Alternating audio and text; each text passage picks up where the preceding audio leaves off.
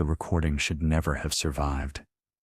On February 18, 1973, at precisely 3:47 a.m. Eastern Standard Time, NASA's Mission Control in Houston experienced what they would later classify as a catastrophic communication anomaly. For 12 minutes and 37 seconds, every single recording device in the facility captured something that officially never happened.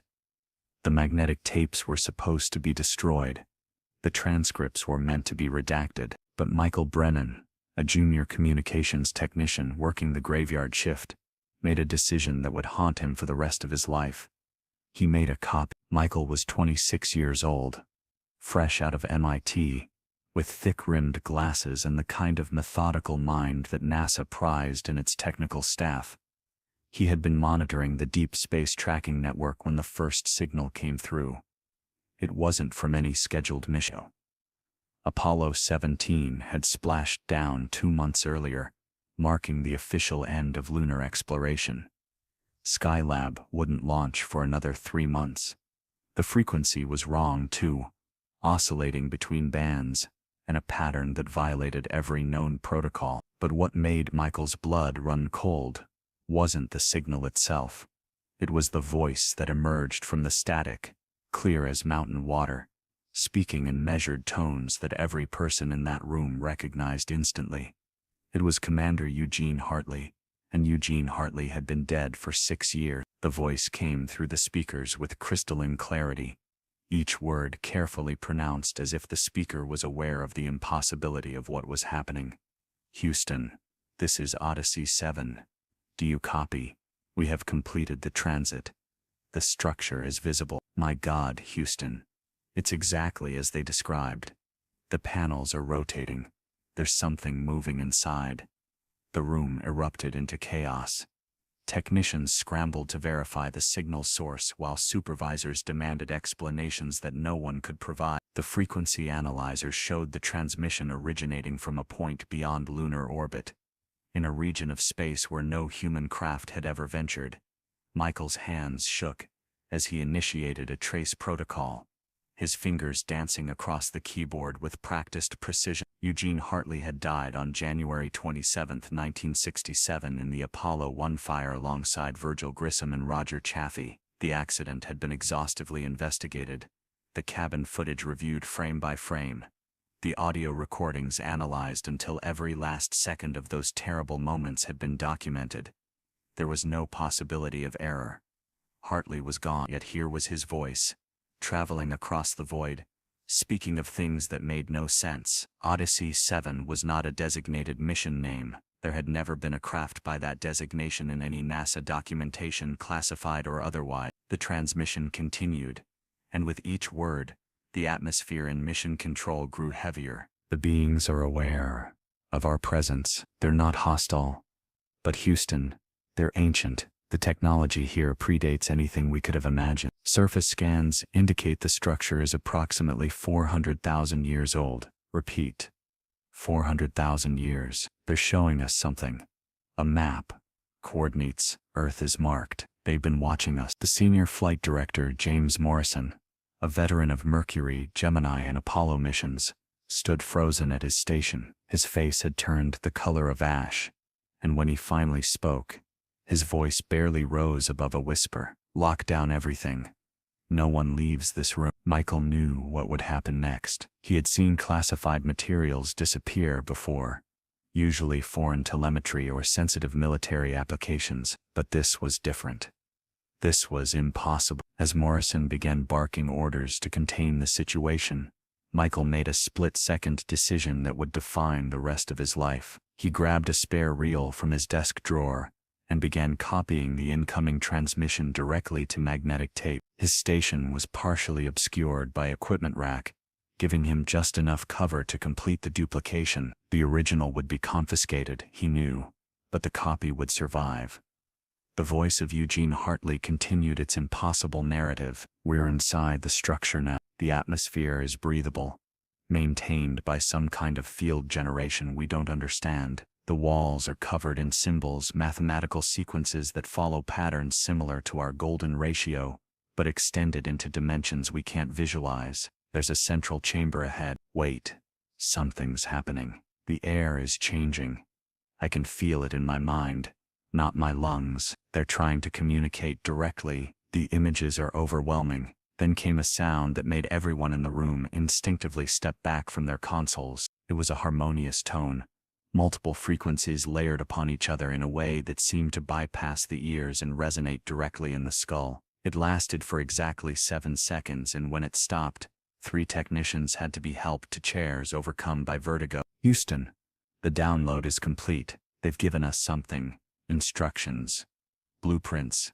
I'm not sure. It's stored in the onboard computer, but it's not in any format we recognize. The return trajectory has been programmed. We're coming home.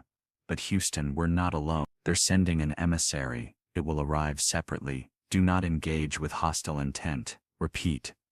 Do not engage. This is bigger than nations, bigger than ideologies. This is about the survival of our species. The transmission began to fade, replaced by an oscillating pattern of static that seemed almost deliberate, like a signature or a farewell. Then silence. Morrison's voice cut through the room like a blade. I want every recording, every printout, every piece of data collected in the last hour on my desk in 5 minutes. This is now classified above top secret. Anyone who discusses what just happened will be prosecuted under the National Security Act. Michael watched as his colleagues began gathering materials, their movements mechanical, their faces blank with shock. He slipped the copied tape into his jacket pocket, feeling its weight against his ribs like a stone. The original recording was surrendered along with everything else, disappearing into a locked briefcase that Morrison carried out of the room personally. What happened next would become a pattern that Michael would observe repeatedly over the following months. The staff who had been present that night were gradually reassigned. Some were promoted to positions in other cities. Others found themselves transferred to projects that required extensive travel. Within 6 months, not a single person who had heard Eugene Hartley's impossible transmission remained at Houston Mission Control. Michael himself was offered a lucrative position with a defense contractor in California, an opportunity that made it clear his time at NASA was over. He accepted, understanding the implicit message, but he kept the tape. For 3 years, Michael told no one about what he had hidden. He worked his new job, married his college sweetheart, bought a house in Pasadena, but at night, he would sometimes sit in his garage, looking at the tape reel stored in an old toolbox, wondering if he had imagined it all. Then, in 1976, he made a decision. He reached out to Dr. James McDonald, an atmospheric physicist at the University of Arizona, who had become known for his scientific approach to unexplained aerial phenomena. McDonald had been investigating UFO reports with a rigor that set him apart from both believers and skeptics. If anyone could make sense of the recording, it would be him. The meeting took place in a diner outside Phoenix, chosen for its isolation and ambient noise that would mask their conversation.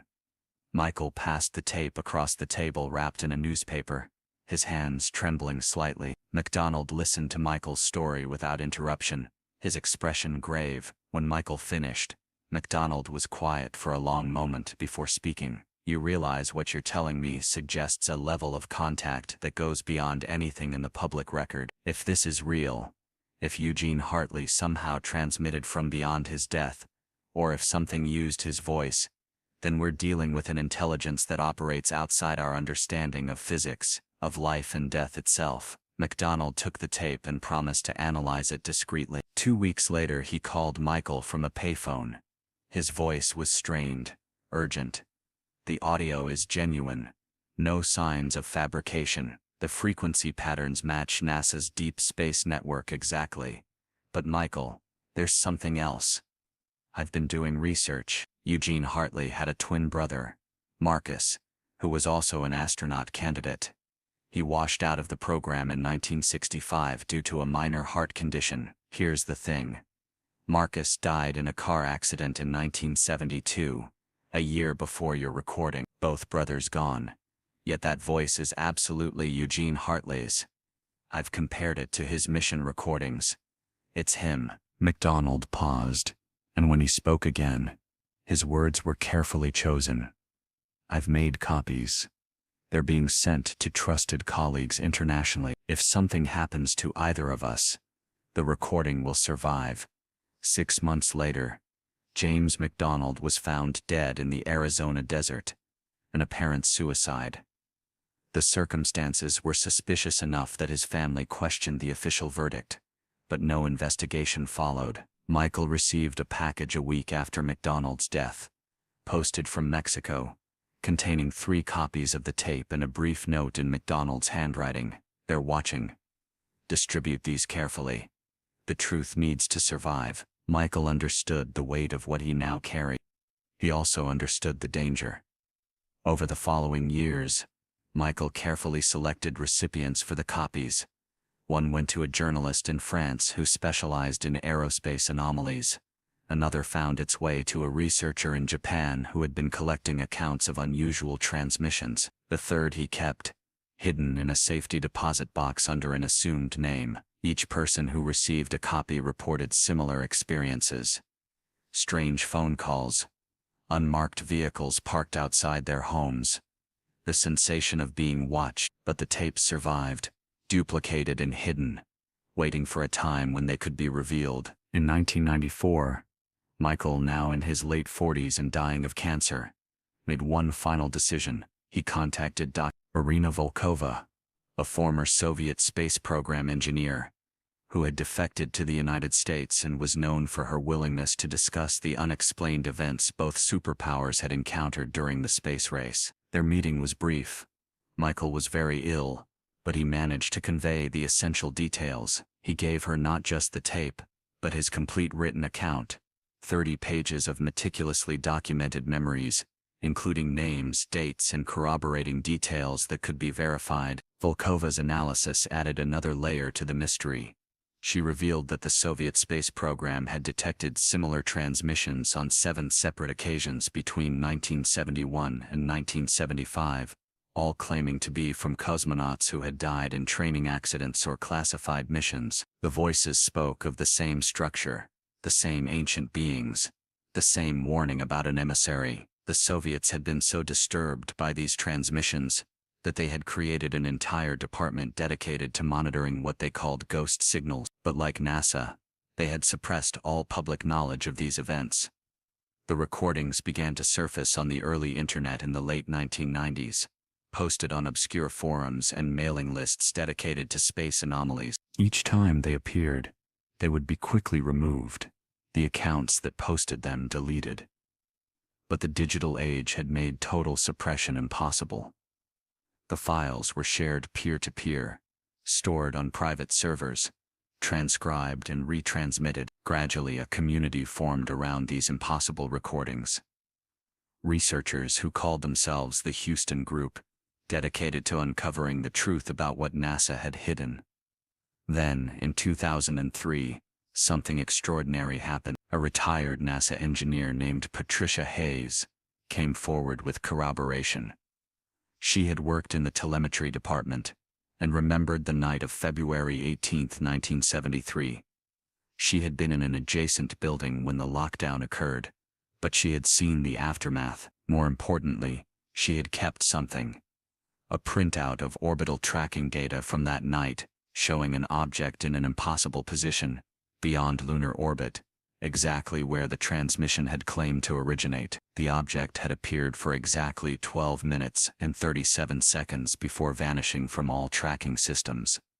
This should have been front-page news, but Patricia Hayes never got the chance to go fully public. 3 days after her initial contact with a documentary filmmaker, she suffered a massive stroke. She survived, but with significant brain damage that left her unable to communicate coherently. The printout she had promised to share was never found. Her house had been professionally cleaned while she was in the hospital, her personal computers wiped clean.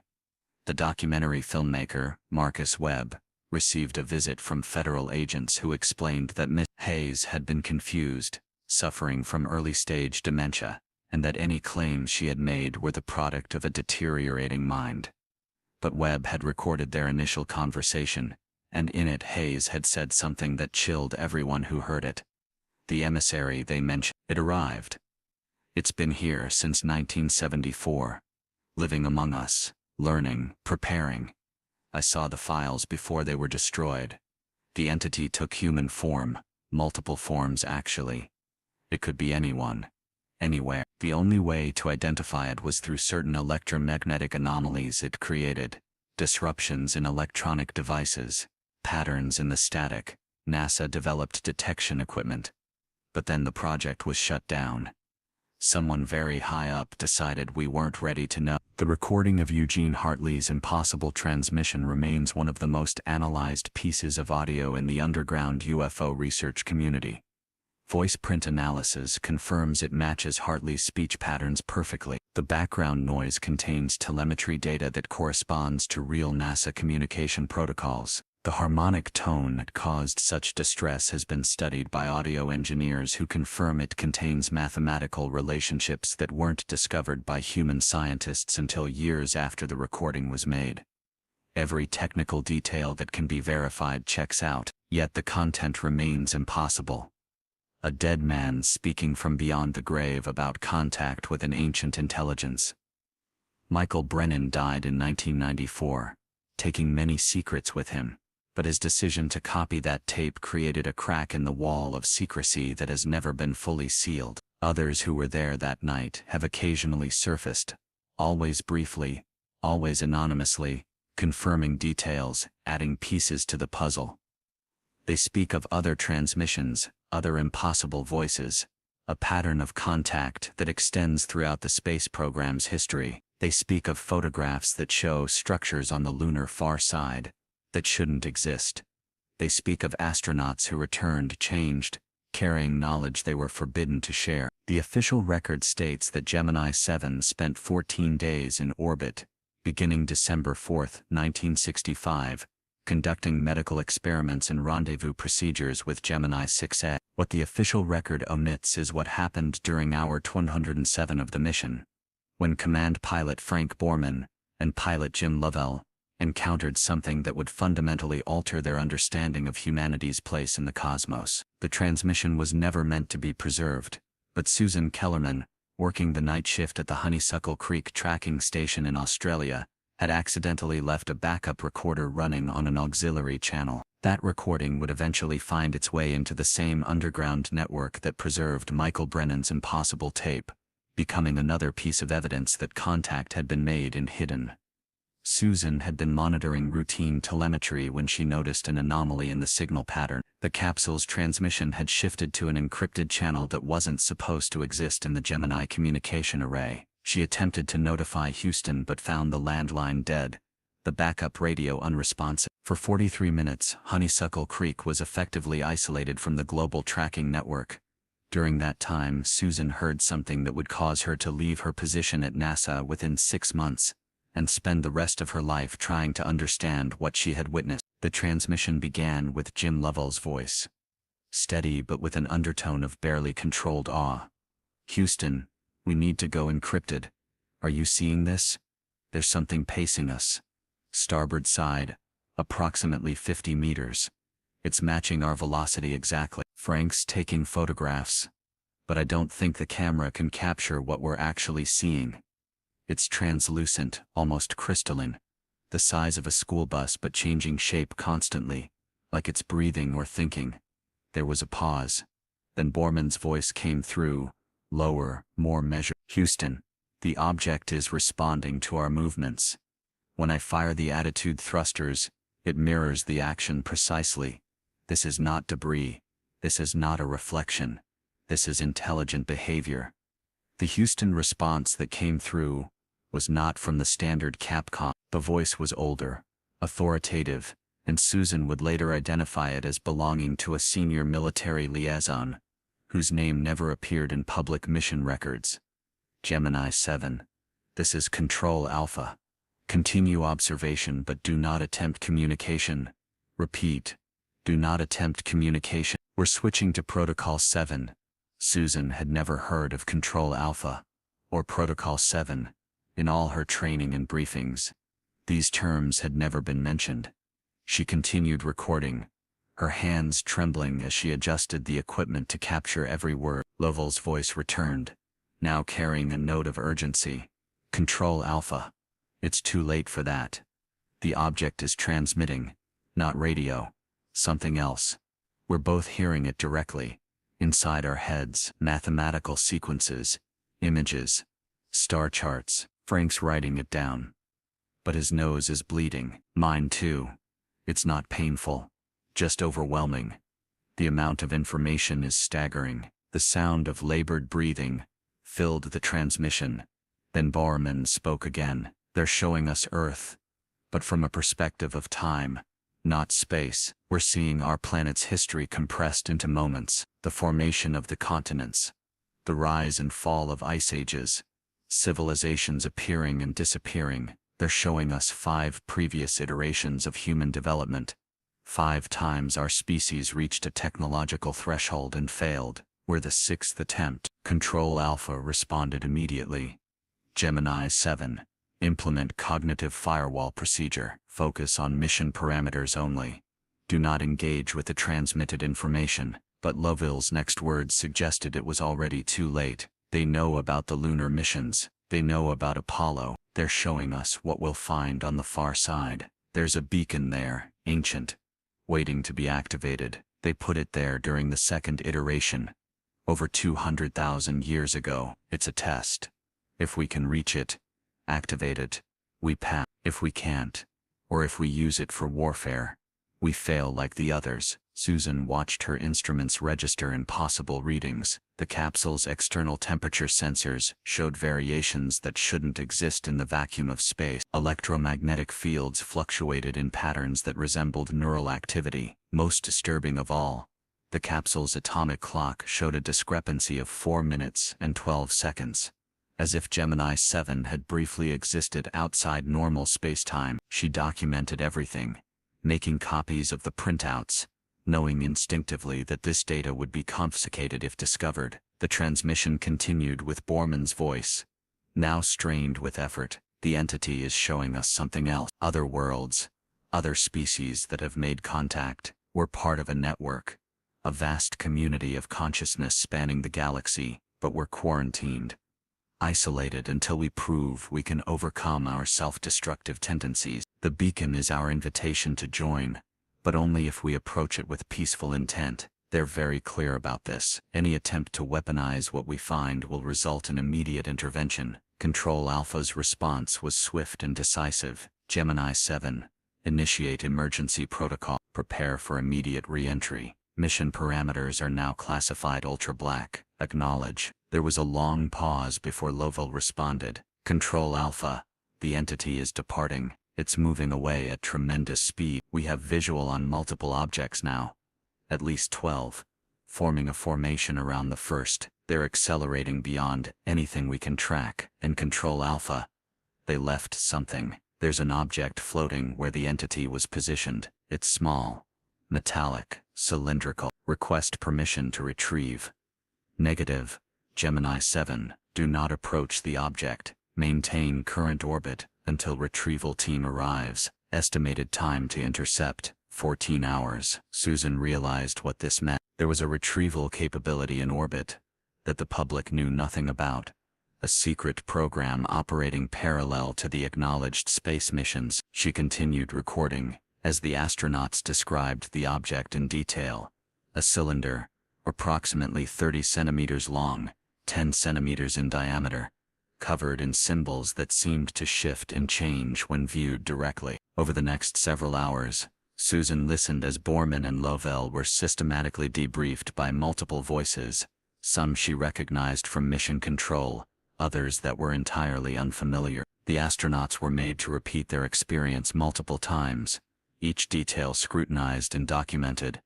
They were given medical instructions, told to take specific medications from a sealed compartment in the capsule that wasn't supposed to exist according to the mission manifest. They were coached on what to say when they returned to regular communication with the public mission control.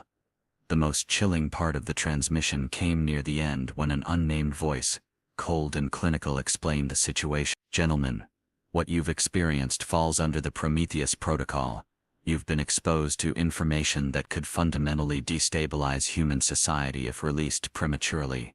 Upon return, You'll undergo a 3-week isolation period for medical evaluation and psychological adjustment. Your families have already been notified of a minor mission extension due to weather conditions. You will be provided with a cover story for any physiological changes you've experienced. The knowledge you've gained will be compartmentalized through a process we've developed from previous incidents. You'll remember the encounter, but the emotional impact will be dampened, made to feel like a distant dream. This is for your protection as well as national security. Lovell's response was immediate and fierce. You can't just erase this. People have a right to know. We've made contact with an advanced intelligence that's been monitoring our development. They've given us a roadmap to join a galactic community. This changes everything about who we are, where we're going as a species. But Control Alpha was unmoved. The decision has already been made at the highest levels. The world isn't ready. Perhaps in another generation. Perhaps 2. For now, this knowledge remains restricted to those with cosmic clearance. Susan had heard enough. She carefully removed the tape reels and replaced them with blanks, hiding the originals in a lead-lined film canister she used for personal photography. When communication with Houston was re-established, she reported a technical malfunction that had caused a temporary blackout. The explanation was accepted without question. Too many other strange things had happened that night across the global tracking network for one station's problems to draw scrutiny. The retrieval of the cylindrical object was never reported. Gemini 7 returned to Earth on December 18, 1965, after a successful 14-day mission that broke endurance records and proved long-duration spaceflight was possible. Borman and Lovell were celebrated as heroes, their names etched in history. But those who knew them noticed changes. Both men became deeply interested in consciousness research and ancient civilizations. Borman would later leave NASA unexpectedly, citing personal reasons. Lovell would go on to command Apollo 13, and some researchers believe his famous calm during that crisis came from knowing that humanity was being watched and protected by something greater. Susan Kellerman left Australia in 1966, moving to Canada, where she lived quietly for the next 3 decades. She never married, dedicating her life to researching similar incidents, building a network of contacts within the space programs of multiple nations. Her apartment in Vancouver became an archive of impossible transmissions, unexplained photographs, and testimonies from astronauts, cosmonauts, and ground crew who had witnessed things that couldn't be publicly acknowledged. She was careful, methodical, never pushing too hard, never drawing too much attention. In 1997, Susan was contacted by someone claiming to be a former member of Control Alpha. The man, who identified himself only as Thomas, was dying of pancreatic cancer and wanted to unburden himself before the end. Over the course of several recorded conversations, he revealed the scope of what had been hidden. According to Thomas, contact had been established as early as 1957 before any human had officially reached space. The first satellites had detected signals, mathematical progressions broadcast on frequencies that suggested an intelligence was announcing its presence. Every major step in the space race had been monitored, sometimes guided, by entities that seemed invested in humanity's development. Thomas revealed that the object retrieved from Gemini 7's orbit had contained what he called a genetic archive, DNA sequences from hundreds of worlds, including multiple variations of human genetics that suggested our species had been seeded or influenced by outside intelligence. The technology to read this archive didn't exist in 1965, but by the 1980s, secret programs had decoded portions of it. The information had led to breakthroughs in medicine, computing, and materials science, all carefully released through corporate and academic channels to appear as natural human innovation. The Internet itself, Thomas claimed, was based on communication principles derived from the archive, a way of creating a global consciousness that would prepare humanity for eventual contact. But Thomas's most shocking revelation concerned the astronauts themselves. According to him, every person who had traveled beyond low Earth orbit had experienced some form of contact. Most were subtle, a sense of presence, unexplained lights, equipment malfunctions that seemed too purposeful to be random. But some, like Borman and Lovell, had direct encounters that left them fundamentally changed. These astronauts were monitored for the rest of their lives, their brain patterns studied, their children observed for genetic variation. A select few were recruited into what Thomas called the gatekeepers, a group tasked with preparing humanity for the eventual revelation that we are not alone. Susan recorded everything Thomas told her, but she was wise enough not to release it immediately. She created multiple copies, distributed them to trusted contacts, and established a dead man's switch that would release the information if anything happened to her. For years, nothing did. She lived quietly, adding to her archive, corresponding with researchers around the world under various pseudonyms. Then, in 2001, she was diagnosed with an aggressive brain tumor. The doctors were baffled by its characteristics, describing cellular mutations they had never seen before. Susan suspected it was related to her exposure to something during those years of monitoring impossible transmissions. Perhaps the same force that had caused the astronauts' nosebleeds during their encounter. Before her death in 2002, Susan made one final recording. In it, she described not just what she had heard that night in 1965, but what she had learned in the decades since. She spoke of a phenomenon she called the echo, transmissions from astronauts who had died in space or in training accidents. Their consciousness somehow preserved and transmitted back through the same channels the entities used for communication. She had recordings of Gus Grissom speaking from beyond death, describing the same structures Hartley had mentioned. She had Vladimir Komarov's final transmission, not the one the Soviets released, but another that came 3 days after his death, describing his journey through what he called the transition zone. Susan's final words on the recording were prophetic. They're coming, not in ships, not as invaders, but as teachers. The emissary mentioned in the Hartley transmission has been among us since 1974. Exactly as described. I've tracked its movements through the electromagnetic anomalies it creates. It's been to every major space facility on Earth, observing, learning, preparing. When disclosure comes, it won't be because we discovered them. It will be because they've decided we're ready. The question is whether we'll accept the truth, or destroy ourselves, trying to deny it. On January 16, 2003, the Space Shuttle Columbia was 12 days into what would become its final mission. The crew was conducting routine experiments in the Space Hab research module, when payload specialist Ilan Ramon reported an anomaly that would never appear in any official NASA documentation. What happened over the next 4 hours was captured by an encrypted recording system that had been installed without the crew's knowledge, part of a black-budget project designated Observable Event Monitoring. The recording survived Columbia's destruction only because it had been transmitted in real time to a classified receiving station in Australia, the same facility where Susan Kellerman had worked decades earlier. Dr. Sarah Chen, a biomedical engineer contracted to analyze the mission's life science experiments, was monitoring the downlink when she noticed irregularities in the crew's vital signs. Heart rates were elevated across all 7 astronauts simultaneously, brainwave patterns showed unusual synchronization, and most remarkably, the radiation sensors throughout the shuttle were detecting particles that shouldn't exist in low Earth orbit. She isolated the communication encounter and began recording on her personal equipment, a decision that would eventually force her into hiding but would also preserve one of the most extraordinary encounters in the history of human spaceflight. The first indication of something unusual came from mission specialist Kalpana Chawla, her voice carrying a mixture of wonder and concern. "Houston, we're observing an optical phenomenon outside the starboard observation window. It appears to be a luminous mist, silver-blue in coloration, maintaining position relative to our orbit. It's not behaving like any atmospheric effect we've been briefed on. Commander Husband requests consultation with atmospheric sciences." The response from Houston was delayed, and when it came, Sarah noticed it was routed through an encrypted channel she hadn't seen activated before. "Columbia, maintain observation but do not alter orbit. We're analyzing your telemetry. Can you provide video documentation?" Commander Rick Husband's voice came through next, professional but with an underlying tension. "Houston, the phenomenon is expanding. It's enveloping the shuttle. We're not detecting any pressure changes or temperature variations, but the view outside is completely obscured. It's like being inside a cloud of light.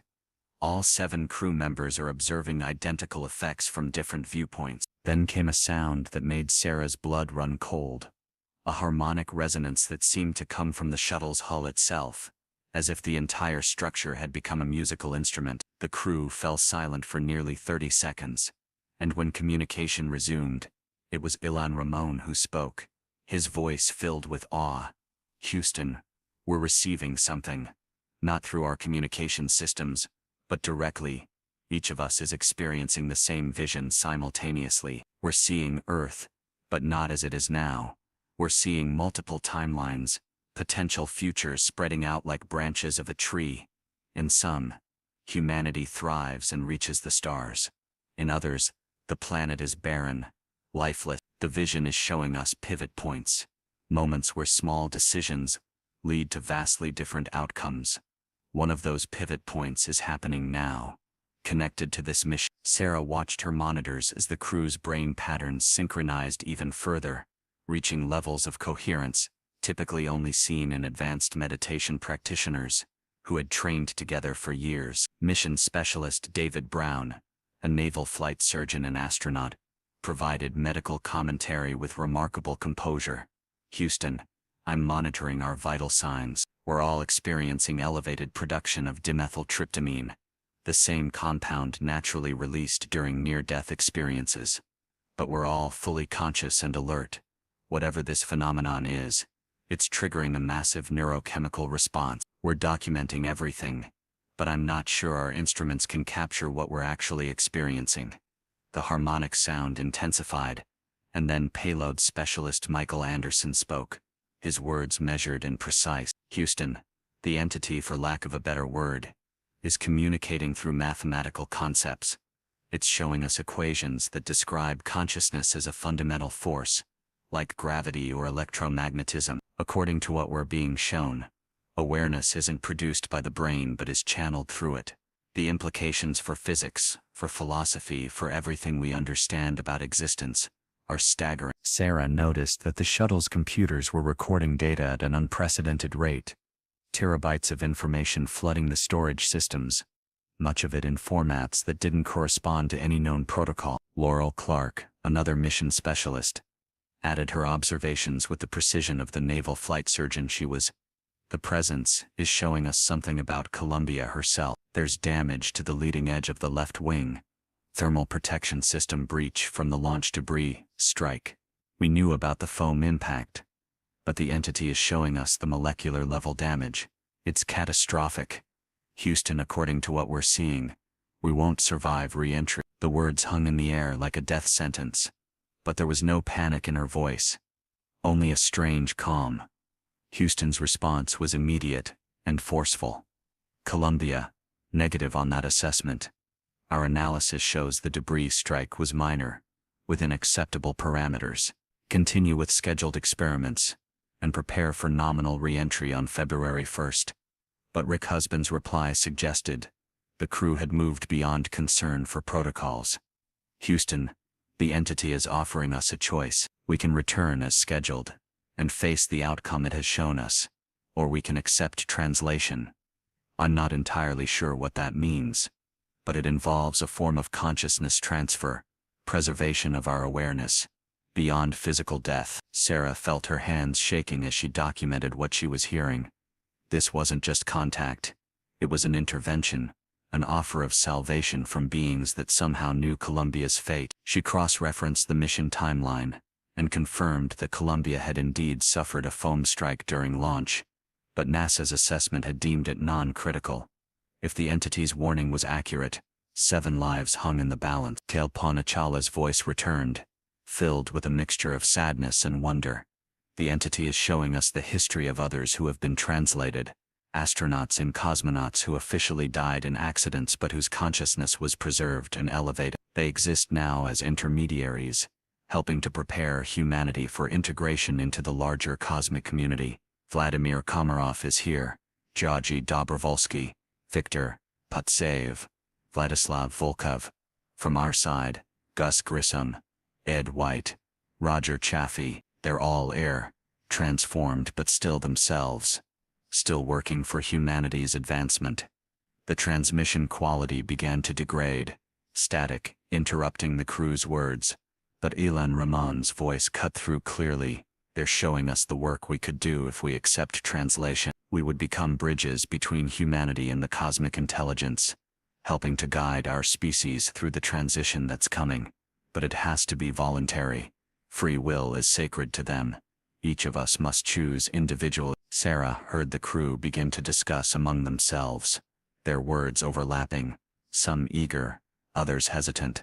The weight of the decision was unbearable, to accept death and transformation or to trust NASA's assessment and risk everything. Willie McCool, the pilot, spoke with the steady voice of someone who had already made his decision.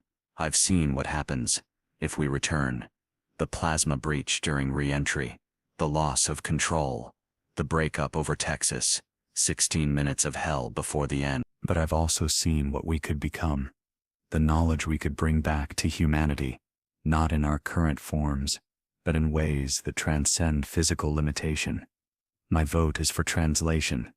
I'd rather die advancing our species than die in denial of the truth. The discussion continued for several minutes, each crew member weighing in, until finally, Rick Husband made the commander's decision. Houston, we're going to complete our mission as scheduled. We have responsibilities to the experiments, to the program, to our families waiting for us, but we're also documenting everything the entity has shown us, storing it in multiple locations throughout the shuttle. If something happens to us, this knowledge must survive. The world needs to know that death isn't the end, that consciousness persists, that we're part of something infinitely larger than we imagined. The entity's response was immediate and unexpected. Instead of abandoning the crew to their fate, it began transmitting even more information, compressed data packets that flooded Columbia's computers with technical specifications, scientific principles, and what appeared to be a complete map of inhabited systems within a 50-light-year radius. The crew worked frantically to ensure all of it was properly stored and backed up, understanding that they were receiving a gift that could advance human civilization by centuries. David Brown's voice carried a note of urgent realization. Houston, the entity is showing us how to modify our heat shields using materials available on the shuttle. It's a temporary fix, but it might be enough to survive re-entry. We need permission to attempt an EVA to implement these modifications. The response from Houston was confusion, denial, insistence that no modifications were necessary. But the crew had moved beyond waiting for permission. They began preparations for an emergency spacewalk, using the entity's guidance to attempt repairs that weren't in any manual. Sarah watched as telemetry showed the crew conducting an unscheduled EVA. Michael Anderson and David Brown working on the damaged wing while the entity's presence seemed to shield them, creating a localized field that protected them from the harsh environment of space. Inside the shuttle, the remaining crew members continued to receive and document transmissions, their brain patterns showing levels of activity that should have caused seizures, but instead seemed to expand their cognitive capabilities.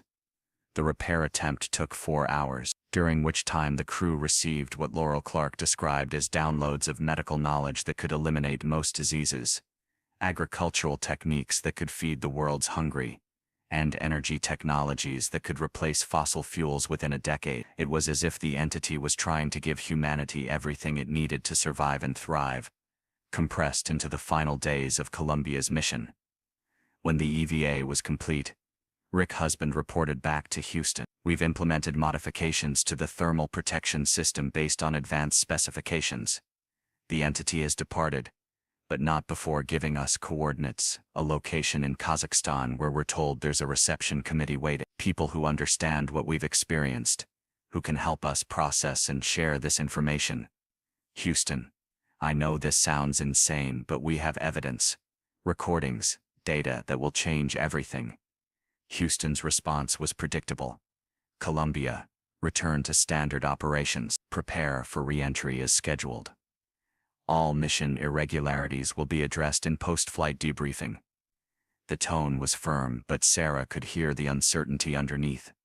Someone in mission control knew something extraordinary had happened, but the machinery of denial was already in motion. The crew would return, or they wouldn't. But either way, the story would be controlled.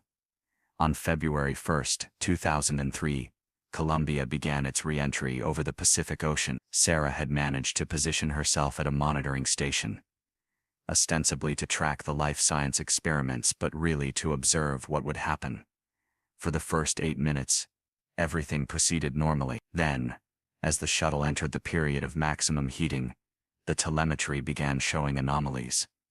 The modified heat shields were holding, but barely. The crew was experiencing forces beyond what they had trained for, but they were surviving. Then, at 8:59:32 Eastern Standard Time, all telemetry from Columbia ceased. The official report would state that the shuttle had broken apart over Texas. All crew members lost. Recovery teams would find debris scattered across multiple states, human remains that would be returned to grieving families. But Sarah knew something the public didn't. In the final seconds before telemetry was lost, she had detected a massive electromagnetic pulse, not from the shuttle's destruction, but from something else. The signature matched the entity's presence exactly. In those last moments, translation had occurred. Dr. Marcus Webb had spent 15 years studying radio astronomy at the Arecibo Observatory in Puerto Rico, when he discovered something that would destroy his career and transform his understanding of reality. On the night of July 20, 2019, exactly 50 years after Apollo 11's lunar landing, he was conducting routine maintenance on the receiver array when he detected a signal that shouldn't exist. It was coming from the moon, specifically from the Sea of Tranquility, broadcasting on a frequency that had been classified and supposedly abandoned since 1972. The signal contained audio that had been recorded during the Apollo missions, but never transmitted to Earth. Conversations between astronauts that revealed a hidden history of lunar exploration that NASA had desperately tried to bury. Marcus initially thought he was picking up some kind of reflection or echo, a phenomenon where old transmissions bounce off celestial bodies and return to Earth decades later. But the signal was too clear, too strong, and most impossibly, it was responding to current events. When he adjusted the receiver to focus on the source, he heard Neil Armstrong's voice, clear as day, speaking words that had never appeared in any transcript. "Houston, we're not alone up here. The crater's edge is lined with vessels, massive ones. They're watching us. Buzz is photographing everything, but I don't know if we should continue with the EVA. Please advise on Protocol 7 implementation." The mention of Protocol 7 sent Marcus searching through his extensive archive of space program documentation. He had been collecting unusual transmissions and anomalous recordings for years, a hobby that his colleagues tolerated as harmless eccentricity. In a folder of materials obtained through Freedom of Information requests, he found a single redacted reference to Protocol 7, described as a communication procedure for contact scenarios. The fact that Armstrong was requesting its implementation suggested that Apollo 11's landing had triggered something far more significant than humanity's first steps on another world. Marcus began recording everything, routing the signal through multiple backup systems to ensure preservation. What he heard over the next several hours would constitute the most complete record of suppressed lunar activities ever assembled. The transmissions jumped between missions, not chronologically but thematically, as if someone or something was editing together a narrative from across the entire Apollo program. He heard Eugene Cernan from Apollo 17 describing structures in Taurus Littoral that resembled architectural ruins. He heard Alan Bean from Apollo 12 reporting that the Surveyor 3 probe they were sent to retrieve showed signs of being examined and modified by unknown parties.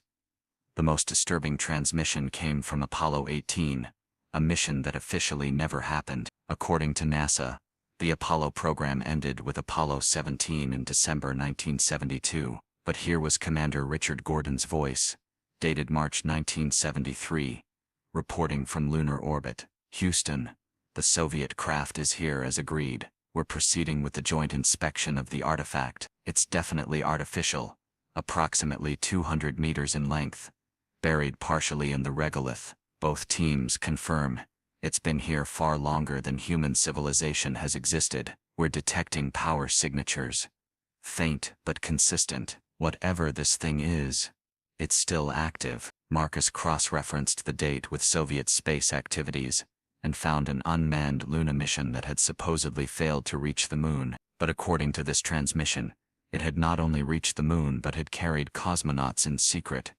A joint U.S.-Soviet mission to investigate something found during earlier explorations. The cooperation between the two superpowers at the height of the Cold War suggested that whatever they had discovered transcended national rivalries. As he continued monitoring, Marcus realized the transmissions were building towards something, each piece of information connecting to create a larger picture. He heard Pete Conrad from Apollo 12 describing how the lunar module's landing had triggered a response from deep within the moon itself. Seismic equipment detecting patterns that resembled encoded messages rather than natural moonquakes. He heard John Young from Apollo 16 reporting that the lunar rover's cameras had captured images of geometric shadows that moved independently of the sun's position, suggesting cloaked objects or structures that were selectively visible. Then came a transmission that made Marcus's hands shake as he adjusted the controls. It was Jim Lovell from Apollo 13. But not during the famous accident that nearly cost the crew their lives. This was from after their safe return, a debriefing session that had apparently taken place in a location shielded from standard recording equipment. The explosion wasn't an accident. We were warned away. The trajectory we were on would have taken us directly over the primary installation on the far side.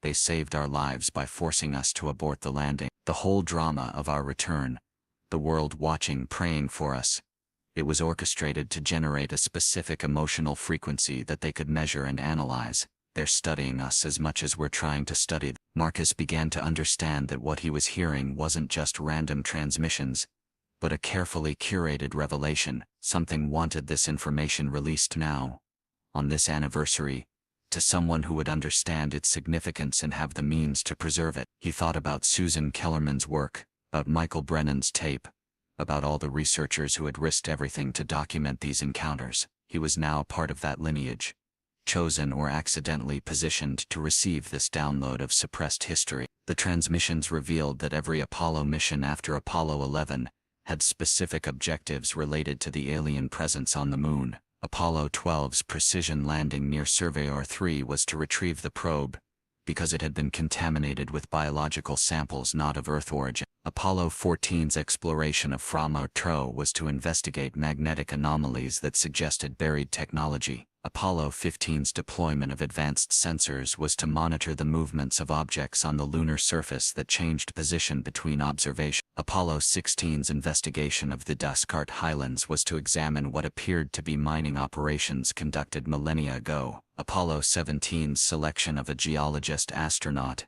Harrison Schmitt, was specifically to study mineral deposits that showed signs of artificial processing. But the most shocking revelation concerned the reason for ending the Apollo program. According to a transmission from NASA Administrator James Fletcher to President Nixon, dated January 1973, the decision wasn't based on budget or public interest, but on an ultimatum.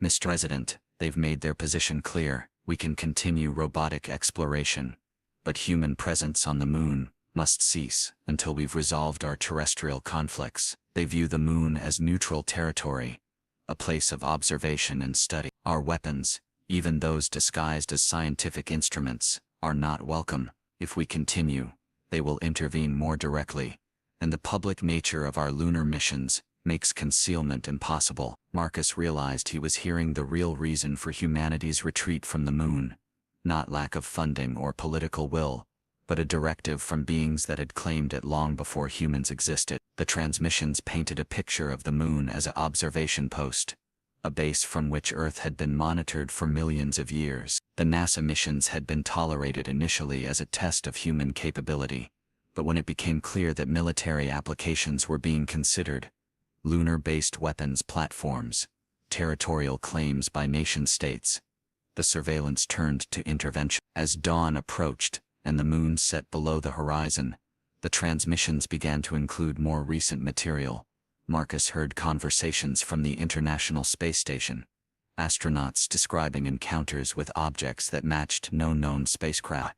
He heard Chinese taikonauts reporting structures on the lunar far side photographed by the China missions, but never released to the public. He heard private space company communications discussing anomalies their satellites had detected that suggested active operations on the moon conducted by unknown parties. The final transmission was different from the others. It wasn't a historical recording but a direct message, speaking in a synthesized voice that somehow combined elements from all the astronauts he had been listening to. Dr. Webb, this information is now in your custody. The 50-year embargo has ended. Humanity stands at a crossroads, with private companies preparing to return to the moon, with multiple nations planning lunar bases, with weapons being designed for space warfare. The mistakes of the past must not be repeated. This historical record is being released to prevent a catastrophic misunderstanding. The moon is not empty. It never has been. Those who approach with peaceful intent will be welcomed. Those who come with weapons will be turned away. Share this knowledge carefully, but completely. The time for secrets has passed. Marcus saved everything to multiple drives, uploaded encrypted copies to secure cloud servers, and created physical backups on various media.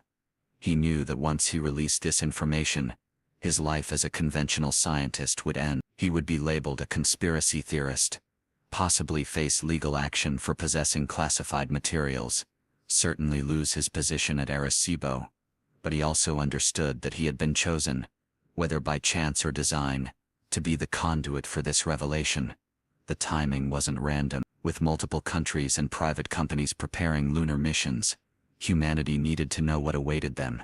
He spent the next week preparing a comprehensive package, not just the audio files but detailed analysis, cross-references to publicly available information that corroborated the transmissions, and a carefully worded introduction that presented the material as requiring investigation rather than demanding belief. He sent copies to journalists who had covered space anomalies, to researchers who had documented similar encounters, to former astronauts who might be willing to confirm or deny what he had discovered.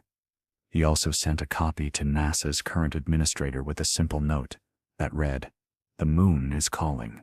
It's time to answer honestly." Commander Gerald Carr floated in the cupola of Skylab, watching Earth rotate below him on December 28, 1973, when he saw something that would haunt him for the rest of his life. It was day 42 of the Skylab 4 mission, and tensions with mission control had reached a breaking point. The crew had staged what the media would later call a strike, turning off radio contact for a full orbit to protest their overwhelming workload. But what really happened during that radio silence was far more profound than a labor dispute in space. The crew had discovered something that NASA had hidden in Skylab's sealed storage compartment. Something that previous crews had been ordered to ignore, and they had decided to investigate it against direct orders. William Pogue, the pilot, had noticed the anomaly first. While conducting routine maintenance in the orbital workshop, he had detected a vibration coming from behind panel 007, a section supposedly containing only water storage tanks. But the vibration had a pattern, a rhythmic pulse that repeated every 17 minutes and 33 seconds. When he reported it to Houston, he was told to disregard it, that it was a known harmonic caused by thermal expansion. But Pogue was an engineer, and he knew thermal expansion didn't create patterns that precise. During their planned communication blackout, he convinced Karen Edward Gibson to help him investigate. What they found behind the panel changed everything. Hidden in a specially shielded compartment was a device about the size of a briefcase, constructed from materials that didn't match anything in Skylab's inventory. It was covered in symbols similar to those described by the Gemini 7 crew, patterns that seemed to shift when viewed peripherally. The device was warm to the touch despite being in the coldest part of the station, and it emitted a faint blue glow that pulsed in sync with the vibrations Pogue had detected. Attached to it was a single sheet of paper, dated from the Skylab 2 mission, with a handwritten note from Pete Conrad that read simply, "They left this for us. Houston knows. Don't trust what they tell you." Gibson, a science pilot and a solar physicist by training, immediately recognized that the device was emitting electromagnetic radiation in a spectrum that didn't correspond to any known phenomena. He jerry-rigged connections to Skylab's solar observation equipment, redirecting the sensors to analyze the device instead of the sun. What he discovered defied every law of physics he understood. The device was creating localized distortions in space-time, microscopic but measurable, as if it was slightly out of phase with normal reality. Even more remarkably, it appeared to be communicating with something outside the station, transmitting and receiving signals that Skylab's equipment could detect, but not decode. Kara made the command decision to fully investigate the device during their communication blackout. For 6 hours, the 3 astronauts documented everything they could about the object, taking photographs, measurements and samples of the residue it left on nearby surfaces. They discovered that when they touched the device simultaneously, they could hear something not through their ears but directly in their minds. It was a chorus of voices, speaking in languages they didn't recognize but somehow understood. The voices were describing Earth's history, but from a perspective of someone watching from outside, commenting on humanity's development like scientists observing an experiment. The most disturbing message came through clearly in English, though none of them could explain how they understood it was being translated for their benefit. Phase 3 of the observation protocol is nearly complete. The species shows potential for integration but remains hampered by tribal divisions and primitive aggression patterns. Genetic markers suggest artificial acceleration of evolution approximately 200,000 years ago was successful. Recommend continued monitoring with minimal intervention. The lunar beacon remains inactive. If they discover and activate it peacefully, proceed to Phase 4. If they weaponize it, implement Containment Protocol 7. Pogue started documenting everything in a private journal he had smuggled aboard, writing in a personal code he had developed as a test pilot. He recorded how the device seemed to respond to their emotional states, glowing brighter when they were calm and curious, dimming when they felt fear or anger.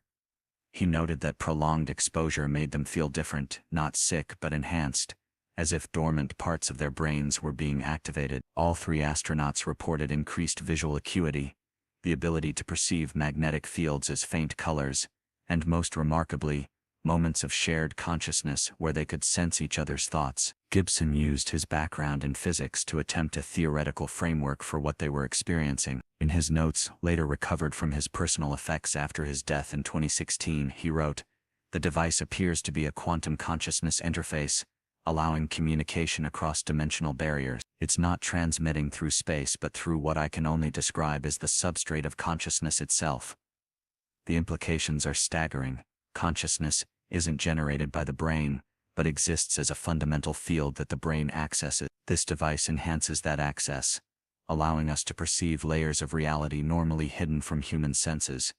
When the crew finally re-established contact with Houston, they were different men.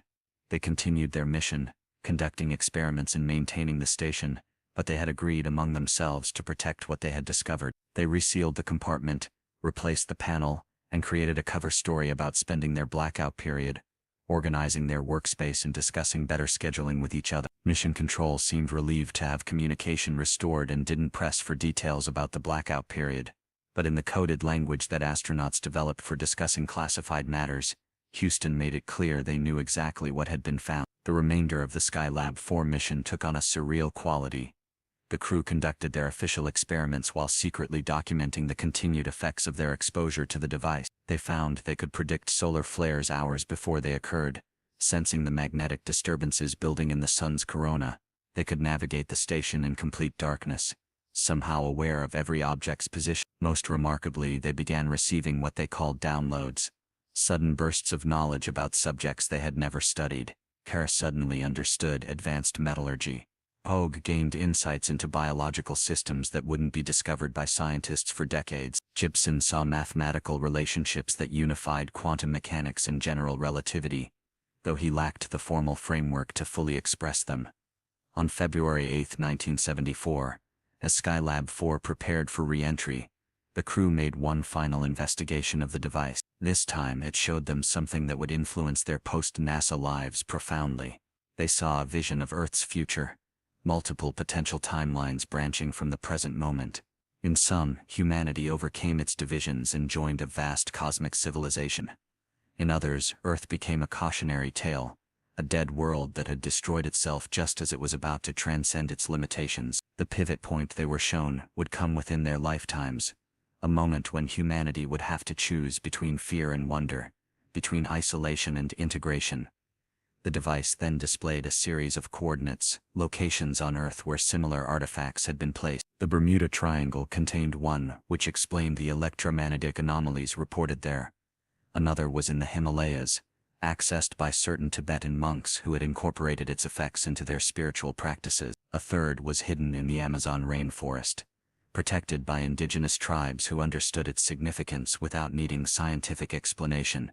Each device was part of a network, monitoring human consciousness and gradually preparing our species for contact. The astronauts memorized the coordinates but agreed never to reveal them unless humanity proved ready. After their return to Earth, all 3 astronauts underwent extensive debriefing that lasted 6 weeks, far longer than standard protocol. They were subjected to medical tests, psychological evaluations, and sessions with specialists whose affiliations were never clearly stated. The official report of their mission made no mention of the device or their experiences during the communication blackout, but classified documents, portions of which were leaked in 2018, revealed that NASA created an entire department dedicated to studying what was designated the Skylab anomaly. This department, hidden within the official structure as the Advanced Propulsion Physics Laboratory, spent the next 4 decades trying to understand and replicate the device's properties. Karen, Pogue, and Gibson each dealt with their experience differently. Karen retired from NASA and the Marine Corps, moving to Arkansas where he became an advocate for space exploration while carefully avoiding discussions of his own experiences. When pressed in interviews about the communication blackout, he would simply say that sometimes crews needed to solve problems among themselves. He died in 2020, but his family reported that in his final days, he spoke of seeing lights and hearing voices that were calling him home, not to Earth but to somewhere else entirely. Pogue became a consultant and writer, authoring several books about spaceflight that contained what readers assumed were fictional elements, but were actually coded descriptions of real events. His book, How Do You Go to the Bathroom in Space, contained a chapter about dreams in orbit that described, in metaphorical terms, the visions the device had shown them. He passed away in 2014, but not before leaving a sealed letter with instructions to open it in 2024. Exactly 50 years after the Skylab 4 mission. The letter's contents remain unknown, held by his son who has honored his father's wishes to wait. Gibson became the most academically active, pursuing solar physics while secretly incorporating the knowledge he had gained from the device. Several of his theoretical predictions about solar behavior proved remarkably accurate, leading to breakthroughs in space weather forecasting. In private conversations with trusted colleagues, he would hint at sources of inspiration beyond conventional science, speaking of patterns in nature that suggested intelligent design, not in a religious sense but in terms of consciousness as a fundamental organizing principle of the universe. Before his death in 2016, he established a private foundation dedicated to studying consciousness and its relationship to physical reality, funded by patents he had filed based on insights gained during Skylab 4. At 11:39 a.m. Eastern Standard Time on January 28, 1986, the Space Shuttle Challenger ceased to exist in the official timeline of human spaceflight. The world watched in horror as 73 seconds after launch, the shuttle broke apart in a cascade of smoke and flame. 7 astronauts were declared lost, their sacrifice becoming a defining moment in space exploration history. But what the public never learned was that transmissions continued for 4 minutes and 27 seconds after the visible destruction of the spacecraft. Transmissions that suggested something far more complex than a simple mechanical failure had occurred. These recordings, captured by a classified military satellite designated Oracle 7, would remain hidden for decades until Catherine Price, a signals intelligence analyst with the National Reconnaissance Office, discovered them while investigating an unrelated anomaly in archived Cold War surveillance data. Catherine had been tasked with digitizing old analog recordings from the 1980s when she noticed an irregularity in the data from January 20. The satellite, which had been monitoring Soviet missile tests, had inadvertently captured transmissions from Challenger on a frequency that NASA didn't officially use. The signal continued long after the shuttle's telemetry had ceased, carrying voices that should have been silenced by the explosion. Her hands trembled as she enhanced the audio, applying modern processing techniques that didn't exist in 1986. What emerged from the static would challenge everything she believed about reality and the nature of human consciousness. The first voice was Commander Francis Scobie, calm, despite the impossible circumstances. "Houston, this is Challenger. We are somewhere. The explosion happened. We saw it, felt it, but we're intact. The shuttle isn't here, but we are. All 7 souls, accounted for. We're in some kind of translucent sphere, floating in what looks like space but isn't. There are stars, but they're wrong. Arranged in patterns that spell out mathematical equations. Ellison is analyzing them now." The mention of Ellison, Onizuka, the mission specialist, continuing to work despite their apparent destruction, sent chills through Catherine's body. She checked and rechecked the timestamp. This transmission occurred 90 seconds after the shuttle had visibly disintegrated.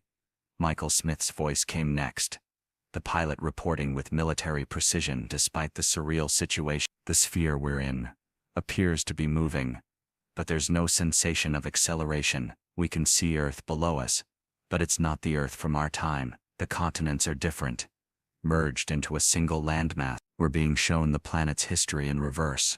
Or maybe we're moving backwards through time. Judy and Ron are documenting everything with equipment that materialized here with us.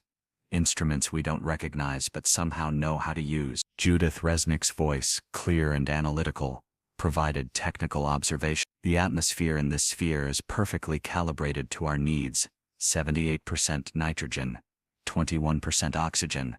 But there's something else, a component our instruments can't identify that seems to be enhancing our cognitive functions. We're all thinking clearer than ever before, understanding concepts that were beyond us minutes ago. The equations Ellison mentioned aren't just mathematical. They're describing the fundamental structure of consciousness itself, how awareness creates reality rather than emerging from it." Ronald McNair, the physicist, added his own observations, with a mixture of scientific excitement and existential awe. "We're not dead, but we're not alive in the conventional sense either. We exist in a state between states, a quantum superposition of possibility. The beings that created this sphere, and yes, there are beings here though we can't see them directly, only their effects on the local space-time. They're showing us that death is just a transition, not an ending. They've been collecting consciousness from catastrophic events, preserving the awareness of those who die in the pursuit of knowledge and exploration." Then came the voice that made Catherine stop the playback and verify the audio signature 3 times. It was Christa McAuliffe, the teacher who had captured the world's heart, speaking with a clarity and composure that seemed impossible given the circumstances. "They're showing us classrooms, not on Earth but on thousands of worlds, places where young beings learn about the universe. They want us to teach, to share human perspective with civilizations we can't even imagine. They're saying that every species that reaches for the stars loses people along the way, and those losses become the foundation for something greater." We're being offered a choice: to return to the cycle of death and rebirth on Earth, or to accept a role as educators in the cosmic community. Gregory Jarvis, the payload specialist, provided what might have been the most unsettling observation. The explosion wasn't an accident. They're showing us the real cause. There was intervention, a choice made at levels above NASA, above government. Someone knew this flight would succeed too well, that the experiments we were carrying would detect something that humanity wasn't supposed to discover yet. The thermal protection failure was induced, but these beings intervened at the moment of our death, catching us before we could truly die. They're offering us as evidence that consciousness survives, but only to those ready to accept it. Catherine paused the recording, her mind reeling from the implications. She cross-referenced the mission manifest and found irregularities she had never noticed before. Challenger had been carrying a classified payload designated only as Oracle Companion, supposedly a communications satellite, but with specifications that didn't match any known design. The experiments that Jarvis mentioned included particle detectors that had been added to the mission at the last minute, instruments capable of detecting exotic matter that theoretical physicists had only recently proposed. Someone had suspected that this mission might encounter something extraordinary and had prepared to observe it. The transmission continued with Scobie's voice returning, now carrying a weight of cosmic responsibility. Houston, if you're receiving this, know that we're okay. Better than okay. We're being shown the true nature of reality, the interconnectedness of all consciousness, the purpose behind the universe's existence. The tragedy you're witnessing is necessary for the world to move forward, to take space exploration seriously, to unite in grief and then in purpose. But we haven't truly died. We've transformed. We're becoming something that can help humanity from a different dimension of existence. The crew began describing visions they were being shown, futures where humanity overcame its current limitations. They saw cities on Mars built not by nations but by a united Earth. They witnessed first contact occurring peacefully because humanity had learned from its mistakes. They observed human consciousness expanding beyond biological constraints, merging with artificial intelligence to create something entirely new. But they also saw darker timelines, worlds where fear triumphed over wonder, where humanity destroyed itself just as it was about to achieve greatness. The choice points were approaching rapidly, decisions that would be made in the coming decades that would determine which path humanity would take. Smith's voice carried a sudden urgency. They're showing us something specific now. There will be another attempt, another teacher in space, but it won't be for decades. When it happens, when a teacher finally makes it to orbit safely, that will be the signal that humanity is ready for the next phase. The education of Earth's children about their cosmic heritage will begin in earnest. The teacher won't know their true role, but they'll be guided, protected. Their lessons will plant seeds that will grow into a new understanding of humanity's place in the universe. Riesnick added technical details that Catherine struggled to understand even with her advanced training. The physics they're teaching us explains dark matter and dark energy. They're not mysterious substances, but manifestations of consciousness from parallel dimensions. The thoughts and dreams of beings in adjacent realities affecting our own. Every sentient species contributes to this cosmic consciousness field. Human thoughts, emotions and dreams are particularly powerful, which is why Earth has been so carefully monitored. We're a young species with old souls, carrying genetic memories from previous iterations of intelligence on Earth. McNair's contribution was perhaps the most profound. They're revealing that several astronauts and cosmonauts who supposedly died have undergone this same transition. Komarov, Grissom, White, Chaffee, Dobrovolsky, Volkov, Patsayev. They're all here in this intermediate state, working to prepare humanity for revelation. We form a council of sorts, human representatives, in a parliament of cosmic consciousness. Our role is to ensure that when contact occurs, humanity isn't overwhelmed, that our species maintains its unique perspective, while joining the larger community. McAuliffe's final transmission before the signal faded was directed specifically at future listeners. To whoever hears this, whether it's tomorrow or decades from now, know that education is the key, not just facts and figures, but teaching children to think beyond the boundaries of what seems possible. Every child who looks at the stars and wonders if someone is looking back is right. Every dream of flying, of exploring, of discovering, these aren't fantasies, but genetic memories of what we once were and will be again. The explosion you saw was an ending, but it was also a beginning. We're still here, still teaching, just from a different classroom. The transmission ended with a harmonic tone, similar to what had been recorded during other encounters, a signature that appeared across multiple incidents. Catherine sat in silence for hours, processing what she had heard. She knew that releasing this recording would destroy her career, possibly her life. The classification levels she had violated just by accessing this data were severe enough to warrant decades in prison. But she also understood that she had been meant to find this, that someone or something had guided her to this discovery at this precise moment in history. Lieutenant Colonel Dmitry Volkov, of the Soviet Air Defense Forces, was monitoring routine satellite communications from the Baikonur Cosmodrome on April 23, 1967, when he intercepted something that would haunt the Soviet space program for decades. Soyuz 1 had launched that morning with Colonel Vladimir Komarov aboard. Despite numerous technical problems that had been documented but ignored due to political pressure, what Volkov heard in those transmissions, and what he secretly recorded on his personal equipment, revealed not just the tragedy of Komarov's death, but evidence of an encounter that the Soviet leadership would bury beneath layers of state secrets and deliberate misinformation. The official story was already tragic enough. Komarov's parachutes failed to deploy properly and he died on impact with the Earth, becoming the first human to die during a space mission. But Volkov's recordings told a different story about what happened in the hours before the capsule's re-entry, when Komarov reported contact with something that defied every principle of Marxist materialism that formed the foundation of Soviet ideology. The recordings were hidden for 24 years until the collapse of the Soviet Union, when Volkov, dying of radiation poisoning from years of exposure at nuclear test sites, passed them to his daughter Marina, with instructions to wait another decade before revealing them. Marina Volkov, who would later become the same scientist that Michael Brennan contacted about the Houston recordings, understood the significance of what her father had preserved. The tapes contained not just Komarov's final transmissions, but his encounter with entities that had been monitoring the Soviet space program since its inception. The conversation, conducted partly in Russian and partly in what Komarov described as direct mental communication, revealed that humanity's rush into space had attracted attention from multiple non-human intelligences, not all of them benevolent. The first anomalous transmission came at 0247 Moscow time, during Soyuz 1's 13th orbit.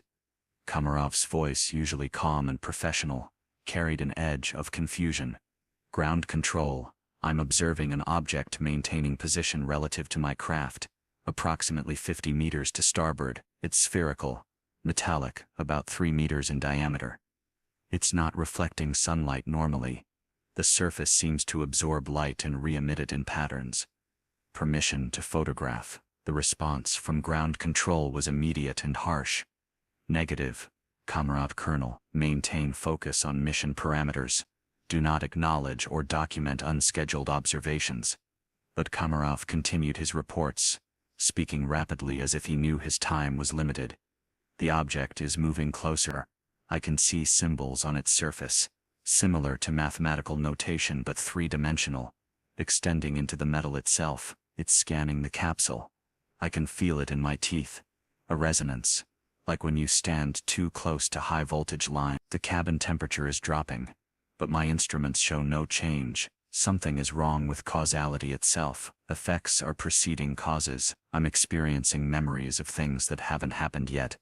Ground control's response revealed they were aware of what was happening. Komarov, implement protocol silence immediately. All observations are to be mentally categorized as hallucinations brought on by radiation exposure. Your family's welfare depends on your compliance. The threat was clear, but Komarov had already passed the point of caring about earthly consequences. His next words were defiant. I'm a dead man already. We all know this capsule won't survive re-entry. The parachute system is compromised. You sent me up here to die for politics. The least you can do is let me report what I'm seeing for science. The entity, for Komarov had begun calling it that, initiated communication through a method that bypassed conventional physics. Komarov described it as thoughts appearing in his mind fully formed, not in Russian or any human language, but in pure concept, that his brain translated into words. It's showing me the history of space exploration, but not our version. There have been others. Previous attempts by earlier human civilizations that reached space and were turned back. We're not the first technological species on Earth. We're the seventh. Each time humanity develops, reaches for the stars, and either destroys itself or is reset by external forces. The implications of this revelation were staggering, especially for the officially atheist Soviet state. Komarov continued, his voice growing stronger as if the proximity to death had freed him from all earthly concerns. They're showing me ruins on the moon, not from aliens, but from humans. A lunar colony established 40,000 years ago by what they call the fifth iteration. It was destroyed in a war that started on Earth and spread to space. The current powers, America and the Soviet Union, are following the same pattern: competition instead of cooperation, weapons instead of wonder. They're trying to warn us. Ground control had stopped responding to Komarov directly, but Volkov could hear frantic conversations in the background. Senior officials being roused from sleep, emergency protocols being implemented. The Soviet leadership was aware that something extraordinary was happening, and their primary concern was containment. Komarov, isolated in his doomed capsule, continued his testimony. The entity is showing me my death, not just the impact, but what comes after. Consciousness doesn't end with the body. It transitions, transforms. They're offering to preserve my awareness, to let me continue working for humanity's advancement from another state of being. They say others have made this choice. Astronauts and cosmonauts who died in accidents that weren't accidents. The mention of previous deaths being something other than accidents sent chills through everyone listening. The Soviet space program had suffered numerous casualties, many hidden from public knowledge. Were all of these deaths actually recruitments by non-human intelligences? Komarov provided partial answer. Bondarenko, Dolgov, Kachur. They're here, existing in what the entity calls the intermediary state. They're part of a council that observes and guides human space exploration, trying to prevent us from making the mistakes that destroyed previous iterations. They can't intervene directly, something about free will being paramount, but they can provide warnings, inspirations, dreams to those who are receptive. Komarov then revealed something that would explain many of the Soviet space program's most closely guarded secrets. The entity says Gagarin's flight was protected. He wasn't the first man in space, but he was the first to return safely because they intervened. The others, the ones who went before and didn't come back, they were given the same choice I'm being offered now.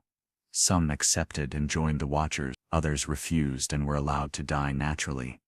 Their names were erased from history, but their consciousness continues, bitter and isolated, creating what we call ghosts in the machine, the strange signals and system failures that plague our mission. The technical details Komarov provided were beyond the understanding of most who heard them. He spoke of consciousness as a quantum field that pervades all space, of death as merely a phase transition like water becoming steam, of the universe itself being a vast neural network where every sentient being is both a neuron and a complete brain simultaneously. The entity was teaching him physics that wouldn't be theorized by human scientists for decades, showing him mathematics that described not just how the universe worked but why it existed at all.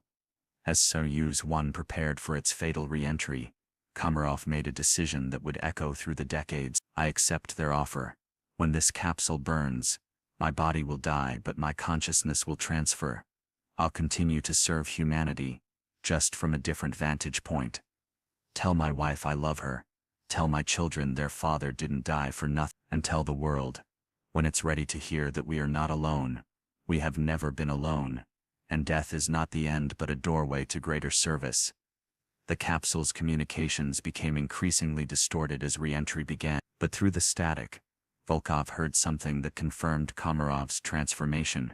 It was his voice, but speaking from outside the capsule, calm and clear. I can see the whole planet now, not just physically but temporally, every moment of its existence laid out like a map. The critical point is coming in 1969.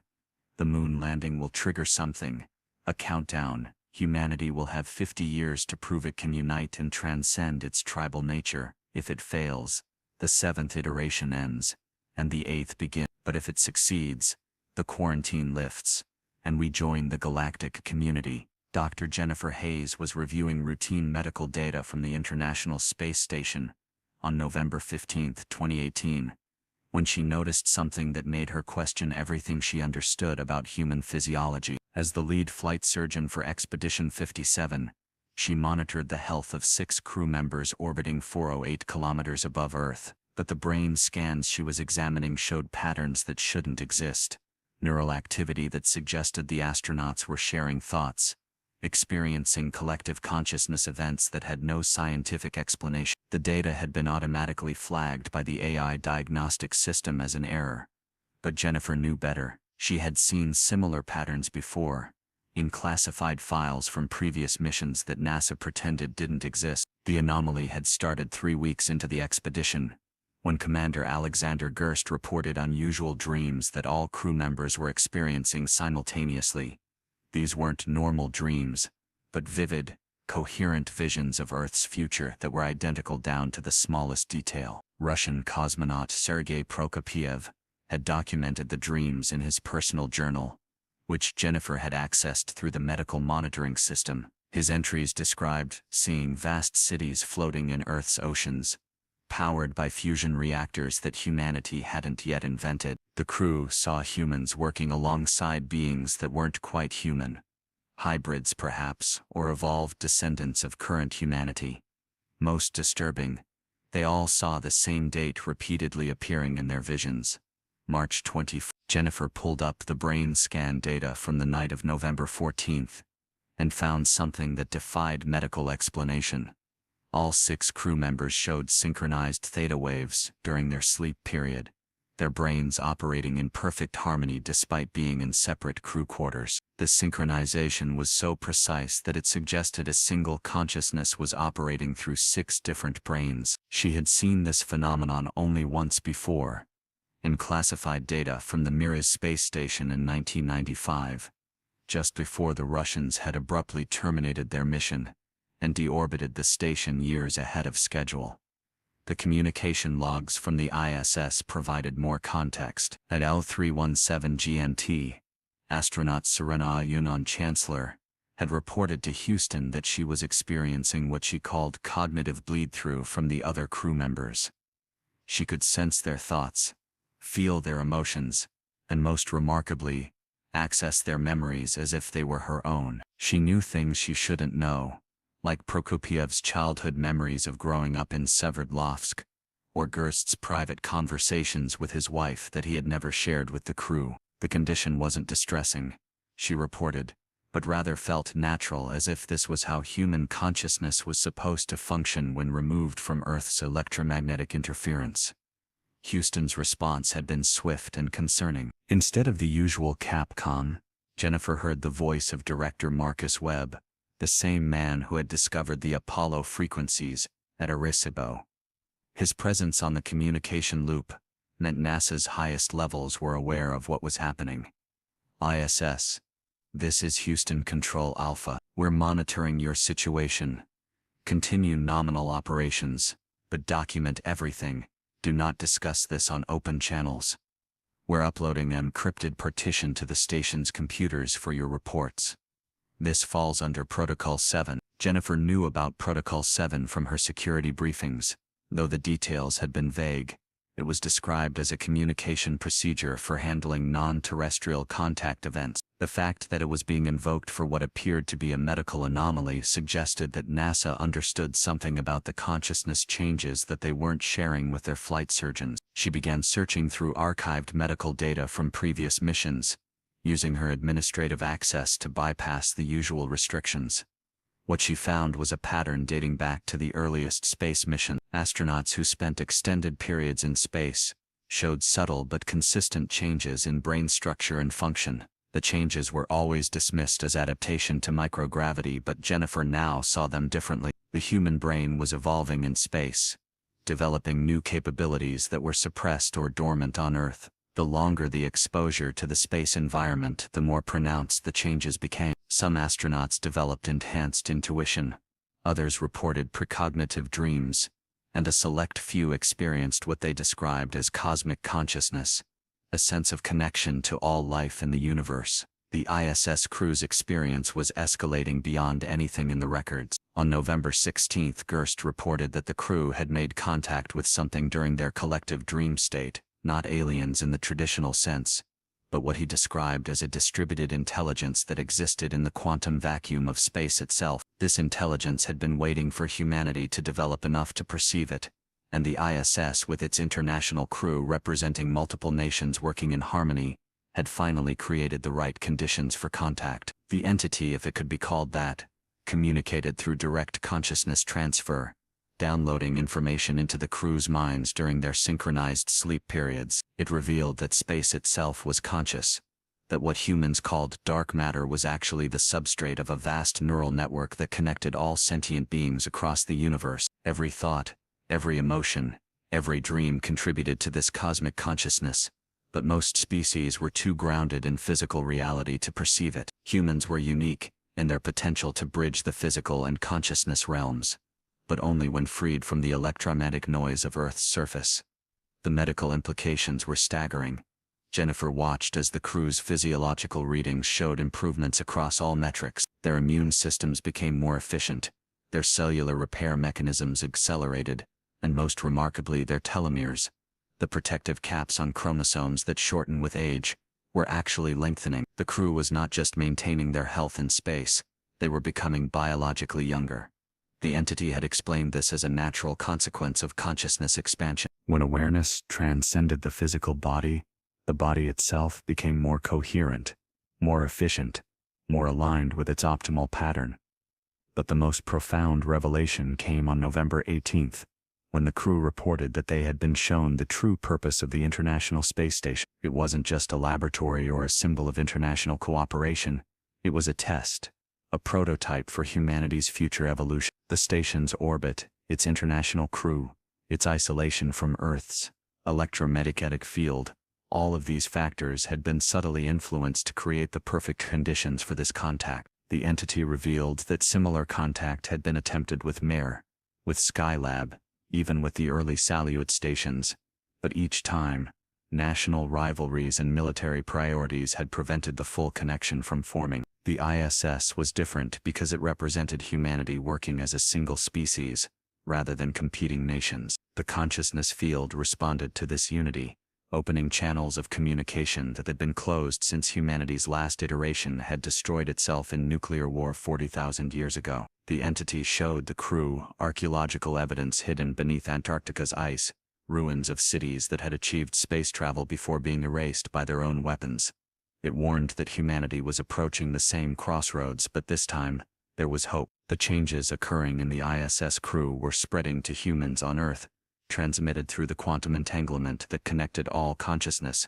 Jennifer documented everything, creating encrypted backups of all the medical data and crew report. She understood that she was witnessing the beginning of humanity's next evolutionary leap, not through genetic manipulation or technological augmentation but through consciousness expansion. The crew reported that more and more humans on Earth were beginning to experience synchronistic events, shared dreams and moments of telepathic connection. The 100-monkey effect was occurring on a planetary scale, with the ISS crew serving as the catalyst for a species-wide transformation. On November 20th, the situation reached a critical point.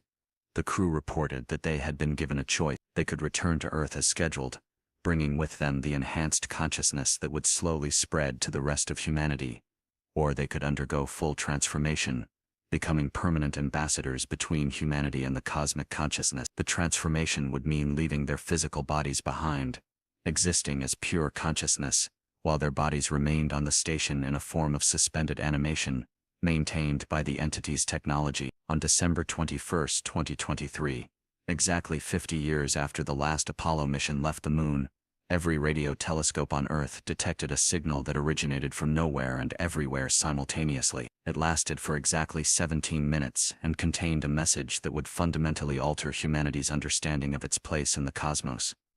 Dr. Sarah Chen, who had preserved the Columbia recording 20 years earlier, was now director of the newly formed Department of Anomalous Space Phenomena, a position created specifically to prepare for this moment. She stood in the control room of the Deep Space Network facility in Goldstone, California, watching as her team scrambled to record and analyze what would become known as the final transmission. The signal began with a carrier wave that shouldn't have been possible, a frequency that existed between the standard electromagnetic spectrum bands, occupying a space that physics said was empty. Then came the voices, not one, but dozens, speaking in perfect unison. They identified themselves as the Council of Translated Consciousness, former astronauts and cosmonauts, who had died in the pursuit of space exploration but had been preserved and transformed by the entities that had been monitoring Earth. Vladimir Komarov spoke first, his Russian accent still distinctive after decades of existence in a non-physical state. People of Earth, we speak to you now, because the time of secrecy has ended. The test period is complete. Humanity stands at the threshold of joining the galactic community. But first, you must understand the truth of what has been hidden from you. The transmission continued with Eugene Hartley's voice, the same one Michael Brennan had recorded in 1973. But now, speaking with the authority of 50 years of observation from beyond death, every nation with a space program has encountered evidence of non-human intelligence. Every astronaut who has traveled beyond low Earth orbit has experienced contact, whether they were allowed to remember it or not. Your governments have suppressed this information not out of malice, but out of fear. Fear that humanity wasn't ready for the truth. But readiness isn't achieved through waiting. It's achieved through revelation and adaptation. Christa McAuliffe's voice joined the chorus, addressing the children and teachers of Earth direct. The lesson I never got to teach from space is this: you are not alone in the universe, and you never have been. Earth is a school, and humanity is about to graduate, but graduation requires passing a final test. One that involves choosing unity over division, exploration over exploitation, wonder over fear. The choice must be made collectively, as a species, not as nations or corporations or religions. You have 11 years to make this choice. On March 21, 2034, the quarantine that has isolated Earth will either be lifted or reinforced for another cycle. Sarah watched as her monitors showed the signal being detected simultaneously by facilities in Russia, China, Europe, Japan, and Australia. This wasn't a directed transmission but a global phenomenon, ensuring that no single nation could suppress or control the information. Her secure phone rang immediately, the president on the line, demanding to know if this was real or some elaborate hoax. Sarah's response was simple and direct: it's real, and it's unstoppable. The disclosure we've feared for decades is happening now, and we need to manage the revelation, not deny it. The transmission revealed the complete history of human-alien contact, starting with the earliest space missions. Yuri Gagarin had encountered entities during his historic flight, but had been programmed to forget through a combination of drugs and hypnosis. Neil Armstrong and Buzz Aldrin had seen structures and vehicles on the moon that had agreed to maintain silence to prevent panic. Every space station had been visited by probes or entities, studying human behavior in the unique environment of space, where consciousness operated differently than on Earth's surface. The entities had been patient, waiting for humanity to mature enough to accept their existence without descending into chaos or war. The voices explained that Earth existed in a protected zone, a cosmic nature preserve where young species could develop without interference until they reached technological and spiritual maturity. The protection wasn't altruistic but practical. Species that achieved space travel while still engaged in tribal warfare inevitably destroyed themselves and often damaged the cosmic infrastructure in the process. The quarantine system had been developed over millions of years to prevent such catastrophe. Earth was one of thousands of worlds under observation, and humanity was showing signs of being ready for the next phase, but only barely. The translated astronauts revealed that they had been working from their non-physical state to influence human development positively. They had inspired scientists with dreams that led to breakthroughs, warned military leaders away from nuclear confrontation through intuition and premonition, and gradually prepared human consciousness for the reality of cosmic citizenship. Every person who had looked at the stars and felt a deep longing to explore them had been touched by their influence, a genetic memory activated by their gentle intervention. Commander Rick Husband from Columbia provided technical details that made Sarah's team gasp in amazement. We're transmitting blueprints for technologies that will allow humanity to cure most diseases, reverse climate change, and generate unlimited clean energy. But these technologies come with a warning: they can only be activated through collective consciousness, requiring millions of humans to work together in harmony. Any attempt to weaponize them or use them for national advantage will cause them to fail. This is the test. Can humanity transcend its tribal nature and work as a single species? The transmission included coordinates for 12 locations on Earth where artifacts had been placed thousands of years ago, waiting to be discovered when humanity was ready. These artifacts contained a complete history of previous human iterations, civilizations that had risen and fallen, each time getting closer to transcendence but ultimately failing due to war, greed, or environmental destruction. The current iteration, the seventh, was the most promising yet, having developed global communication, international cooperation, and the beginnings of planetary consciousness through the internet and social media. Sarah's team detected something extraordinary as the transmission continued. The signal was affecting human consciousness directly, activating dormant areas of the brain in anyone who listened to it. EEG readings from hospitals worldwide showed unprecedented neural activity, people experiencing enhanced creativity, empathy and intuitive understanding. Children were particularly affected, with reports flooding in of kids describing detailed visions of life on other worlds, speaking in languages they had never learned, and solving mathematical problems far beyond their education level. The transformation that had begun with the ISS crew was accelerating, spreading across the entire human population. The most shocking revelation came from Ilan Ramon, the Israeli astronaut who had died on Columbia. The entity that has been monitoring Earth is not a single species but a collective of thousands of civilizations that have achieved transcendence.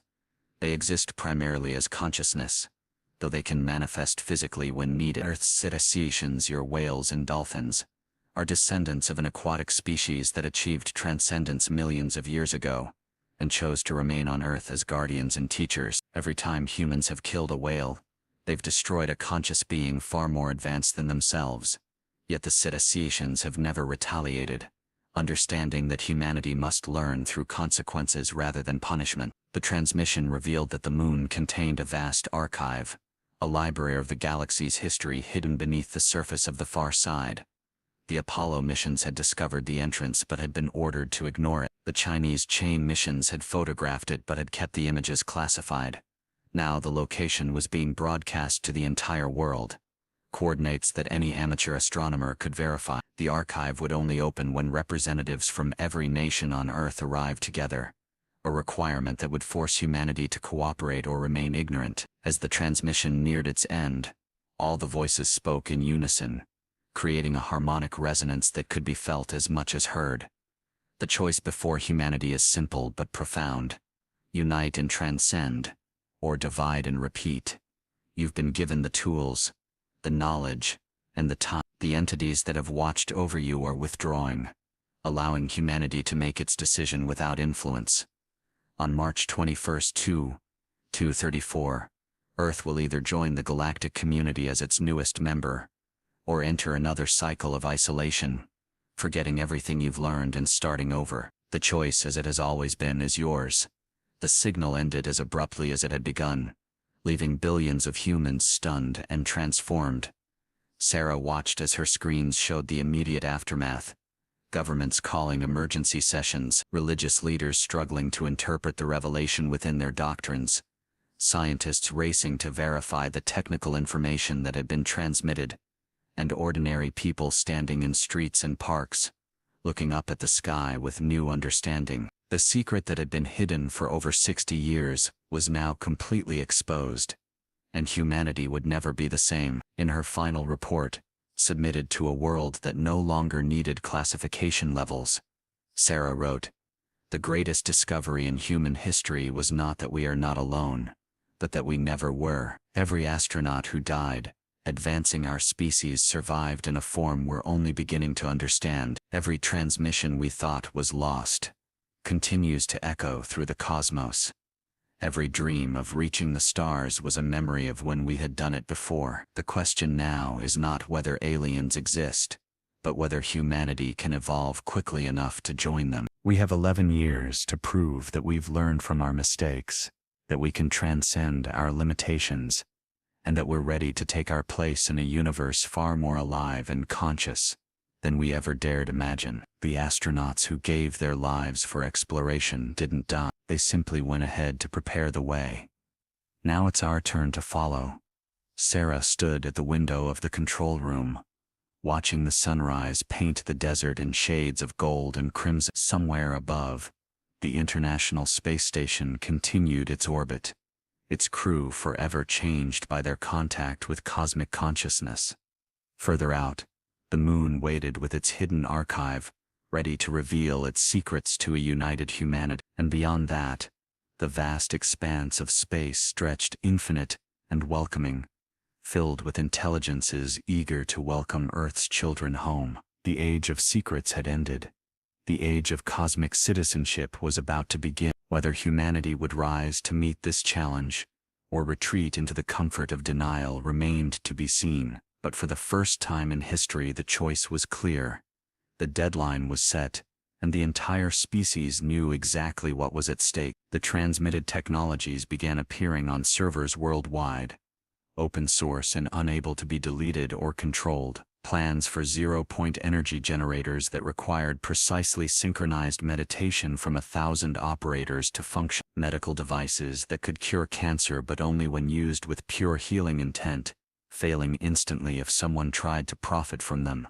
Agricultural systems that could feed billions but required communities to work in harmony with nature rather than against it. Each innovation was a test of humanity's readiness, a practical examination of whether the species could transcend its competitive instincts and embrace cooperation. Children around the world began experiencing what psychologists called the awakening, sudden expansions of consciousness that allowed them to perceive dimensions of reality that adults had been trained to ignore. They spoke of seeing the threads that connected all living things, understanding the language of animals and plants, and remembering lives lived on other worlds. Educational systems struggled to adapt, as students demonstrated knowledge they couldn't have learned, solving problems by accessing what they called the cosmic library, a field of information that existed in the quantum foam of space itself. The final paragraphs of Sarah's report contained a perennial observation that resonated with millions who read it. We stand where our astronaut pioneers stood, at the threshold between the known and unknown, between the earth and the stars. They paid with their lives to open this door, and their consciousness continues to guide us from beyond. The whispers we heard in the static were their voices calling us forward. The anomalies we detected were their hands reaching back to pull us up. Every lost transmission was found. Every silenced voice now speaks. And every sacrifice has been transformed into a gift for humanity's future. As we prepare for what comes next, we do so knowing that death is not the end, but a transformation, that consciousness is the true fabric of the universe, and that humanity's greatest adventure has only just begun. The stars are not distant lights, but nearby neighbors waiting to welcome us home. The only question remaining is whether we'll accept their invitation with the courage and unity this moment demands.